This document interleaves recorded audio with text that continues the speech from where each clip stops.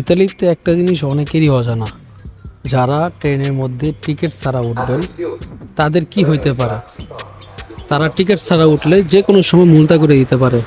ঠিক আছে, মুলতা হলো কি, মুলতা হলো কি জরিমানা।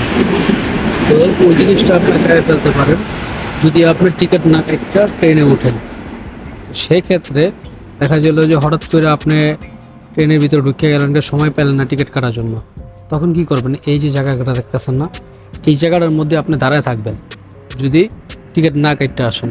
তো টিটি যখন আপনি চেক করতে আসবো, যদি দেখে যে না টিকিট নাই, দাঁড়ায় রয়েছেন, বসেন নাই সিটের মধ্যে, তাহলে আপনারে জরিমানা বেশি করব না, যা দাম সেই দামটাই নিব টিকিটের। আর যদি আপনি টিকিট না কেটে সিটে গিয়ে বসে পড়েন, তারপর টিটি চেক করে ধরা পড়েন, সেক্ষেত্রে আপনার টিকিটের দাম যদি 3 টাকা হয় আপনার দিতে হবে 6 টাকা, আপনার টিকিটের দাম যদি 20 টাকা হয় আপনার দিতে হবে 40 টাকা, মানে ডাবল দাম দিতে হবে। এটা হলো টিকিটের নিয়ম বা টিকিটের ধরা খেলে এই জরিমানাটা আর কি। আর হলো বাসে জরিমানা হলো 1.5 টাকা টিকিট না কাটলে আপনার 50 ইউরো জরিমানা, এই আর কি নিয়ম। ঠিক আছে।